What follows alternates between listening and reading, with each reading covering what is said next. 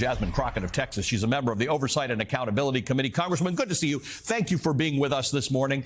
I don't even know what the question is I want to ask you, because as we've watched this week unfold, the general takeaway here is you guys still can't get your house in order. Not you, but the Republicans can't get their house in order. This was a fairly straightforward matter that was agreed upon in a bipartisan, bicameral fashion, and still they couldn't get it passed until the last minute.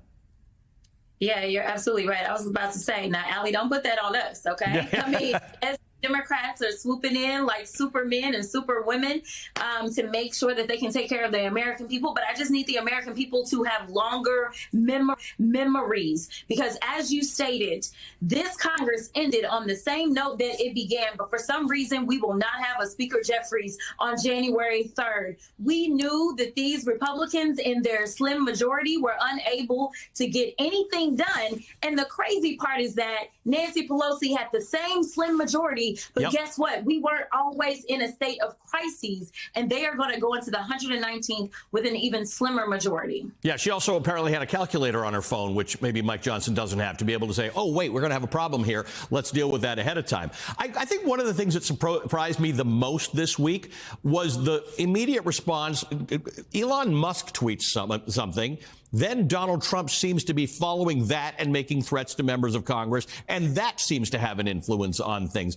Tell me about that dynamic, whether you care about it, whether you think it's influential.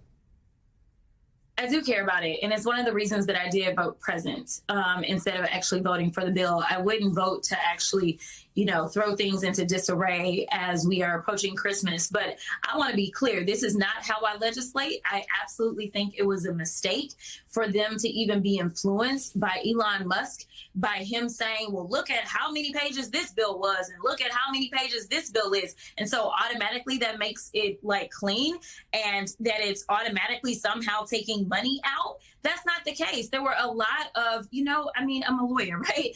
And we do legislation. So yes, when we write things, they absolutely take up pages. Things such as preventing him from being a great investor in things over in China, right? That's what he really wants thrown out. Now, listen, MAGA may believe that he is their ultimate savior.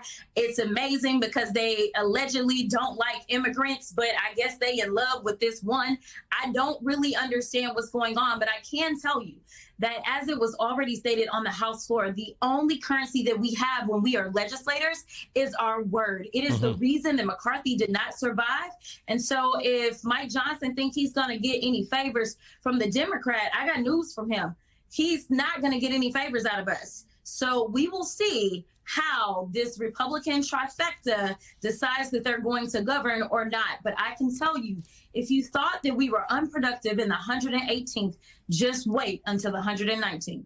One of the things that we're going to be discussing a lot, you've probably been involved in these discussions, is the sort of the positive job that Democrats have right now, right? There are a lot of people who are talking about licking wounds and examining what happened and all that kind of stuff. But in some systems, when you are not in control of the government, you have a very official and important job to do in holding that government to account. And it does seem like that is exactly what this moment demands, right? Democrats coming up and saying, here's our plan, here's our alternative, here's how we think this should look. And worry about the sort of the party machinations in the background.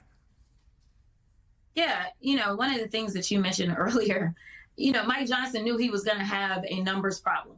Yep. Because guess what? Every single CR has had to have Democrats provide the votes. That's the only reason the government is ever stayed open, is because the Democrats have provided the votes, because we've gone up on suspension. It's required 2/3 of the House, because they can't even get it through the Rules Committee. Now, I don't know what rules is going to look like next term, whether or not the people that are consistently providing issues for him to get bills out of rules, if they're going to be removed from rules. Right now, Chip Roy is actually running to be the chair of the Rules Committee, which could be a huge thorn in his side, but it is the speaker that will have to make that decision.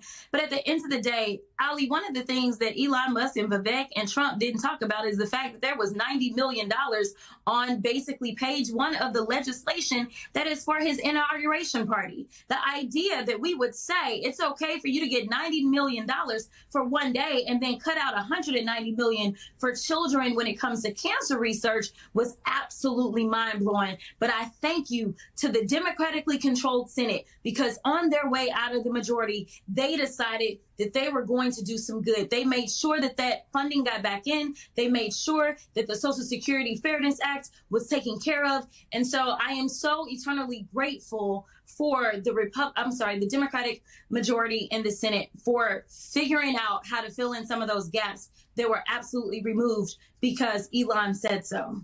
You know, you live in a world of policy and politics at the same time. So this role of being able to say, here's what's wrong with your policy and here's what we do, seems like it's built for you for the next couple of years, right? That this is an opportunity for Democrats to say, look, whatever your reasons were for voting for Republicans or for voting for Trump, and maybe it was the price of, who knows, whatever it was, this is what governing can look like, because we are now entering another Congress where the basic constitutional mandate for Congress to govern and to appropriate funds, they have difficulty getting past go on. Yeah, we are 6 months behind again, right? We were 6 months behind in getting our FY24 budget done.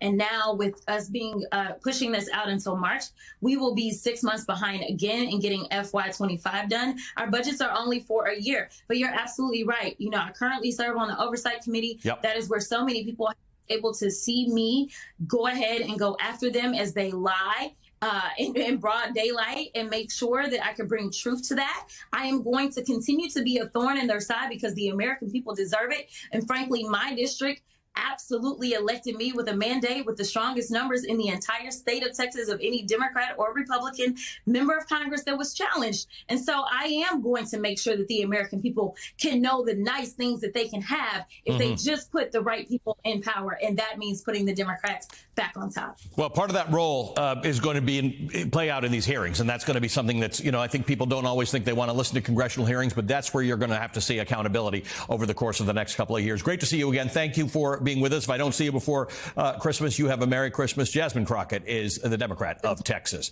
All right, coming up.